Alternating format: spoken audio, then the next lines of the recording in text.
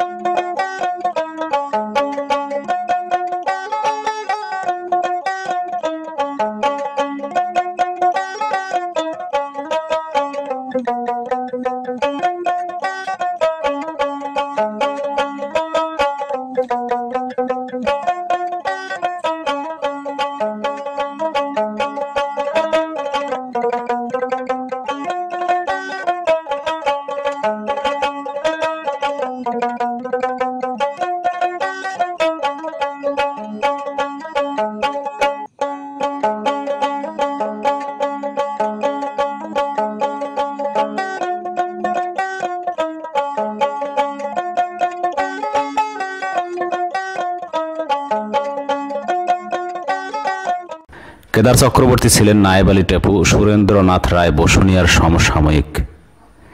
জন্মগত সঙ্গীত প্রতিভা ও ভাওয়াইয়া গানের দক্ষ মাঝি কেদার চক্রবর্তীকে নিয়ে আজকের আয়োজন।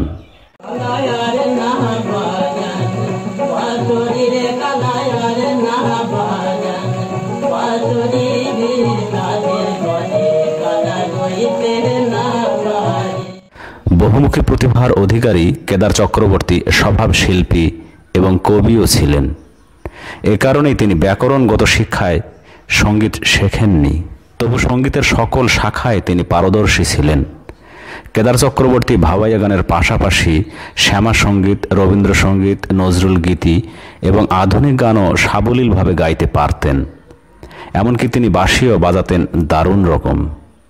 কেদার চক্রবর্তীর অগণিত শিষ্য ছড়িয়ে রয়েছে বিভিন্ন প্রান্তে, তারা স্বনামে খ্যাতিমান এখন। আমার বাবা কেদারনাথ চক্রবর্তী যেমন গান লিখতেন, গান সুর করতেন, গান গাইতেন, তেমনি বাঁশি বাজাতেন, তেমনি এসরাজ বাজাতেন, তেমনি সুন্দর ছবি আঁকতেন এবং উনি বাঁশের বেড়াও খুব অপূর্ব বাঁধতে পারতেন। কেদার চক্রবর্তীর জন্ম বাংলা 1321 বা ইংরেজি 1914 সালে ভারতের পশ্চিমবঙ্গের কোচবিহার জেলার খাগড়াবাড়িতে। বাবা রুদ্রনাথ চক্রবর্তী। শৈশবেই কেদার চক্রবর্তী সঙ্গীতের প্রতি আসক্ত হন, কারণ তার মা রুক্মিণী দেবী ভাওয়াইয়া শিল্পী ছিলেন। মায়ের প্রভাব পড়েছিল ছেলে কেদার চক্রবর্তীর ওপর। তিনি স্থানীয় জেনকিন্স বিদ্যালয়ে পাঠ শেষ করেই শুরু করেন কর্মজীবন। বাংলাদেশের রংপুরে জমি সংক্রান্ত প্রশিক্ষণ নিয়ে সার্ভেয়ার হিসেবে তিনি কর্মজীবনে প্রবেশ করেন। রংপুর অঞ্চলের ভূ প্রকৃতি ও মানুষের সারল্য কেদার চক্রবর্তীকে ভাওয়াইয়া গানের গভীর সমুদ্রে ডুবিয়ে দেয়। এমনই এক সময় কেদার চক্রবর্তীর জীবনে আলোর পরশ নিয়ে আসেন লোকসঙ্গীত বিশারদ হরিশচন্দ্র পাল।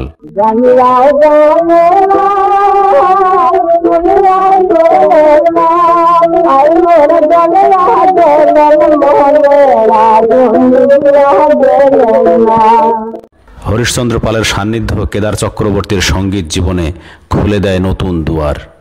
হরিশচন্দ্র পালের সহায়তায় কেদার চক্রবর্তীর গান প্রথম রেকর্ডবন্দি হয় 1947 সালে কলম্বিয়া কোম্পানি থেকে। 1948 সালে বাজারে আসা প্রথম প্রকাশিত এই রেকর্ডে 4টি গান ছিল। একটা কথা শোনেক মোরে রে, ও কি জানিয়াও জানেন না, অন্ধ মন্দ নাকইশ কন্যা এবং হায় কেন গেল কন্যা। গানগুলো শ্রোতাদের মন জয় করে নেয়। ওনার গানগুলির মধ্যে কালা আর না বাজান বাঁশরি, নালবাজারের চ্যাংড়া বন্ধুরে, নদীর পাড়ের কুড়ুয়ার ওমর, জামের গছের শুয়া, অন্ধবন্ধ না কইস কইনারে, এই গানগুলি বিখ্যাত।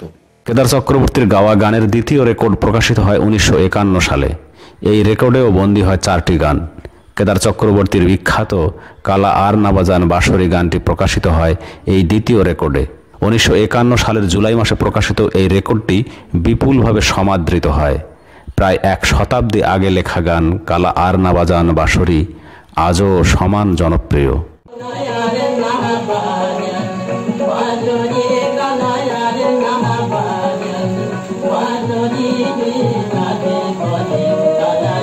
Thank you. গান লেখা, গান গাওয়া ও গানে সুর দেওয়ার পাশাপাশি তিনি অভিনেতা হিসেবেও সুনাম অর্জন করেছিলেন। তুলসী লাহিড়ীর ছেঁড়া তার নাটকে অভিনয়ের পাশাপাশি নেপথ্য সঙ্গীত হিসেবে গানও গেয়েছিলেন। সবচেয়ে আশ্চর্যের বিষয় যে সে সময় অভিনেত্রীর সংকটের জন্য কেদার চক্রবর্তী নারী সেজে, নারী চরিত্রেও দক্ষতার সাথে অভিনয় করেছিলেন। এর বাইরেও কেদার চক্রবর্তীর আরেকটি বিশেষ গুণ ছিল, তিনি চমৎকার ছবি আঁকতে পারতেন। 1940 বা 42 সাল থেকে শুরু করে 1985 সাল পর্যন্ত সুন্দর সুন্দর অসংখ্য ছবি এঁকেছেন তিনি। কেদার চক্রবর্তী 1988 সালে আকাশবাণী শিলিগুড়ি বেতারের অডিশন বোর্ডের সদস্য নির্বাচিত হন।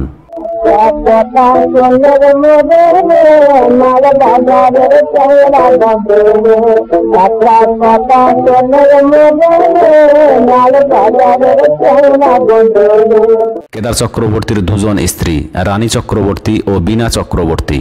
দুই স্ত্রীর ঘরে কেদার চক্রবর্তীর 6 ছেলে মেয়ে।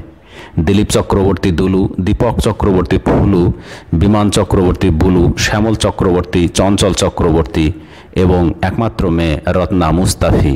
তো আমি নিজেকে খুব ধন্য মনে করি এবং ভগবানের কাছে আমি খুব কৃতজ্ঞ যে আমি ওনার মতো একজন গুণী মানুষের সন্তান হয়ে জন্মগ্রহণ করতে পেরেছি। কেদার চক্রবর্তী 1994 সালের 17 আগস্ট ইহলোক ত্যাগ করেন। তিনি অসংখ্য মূল্যবান ভাওয়াইয়া গান আমাদের উপহার দিয়েছেন। সেসব গান আজও সঙ্গীত পিয়াসীর হৃদয়ে বিপুলভাবে প্রিয়। তার গানের জনপ্রিয়তা ম্লান হয়নি এই বিশ্বায়নের যুগেও। স্বভাবশিল্পী কেদার চক্রবর্তীর জন্য বিনম্র শ্রদ্ধা।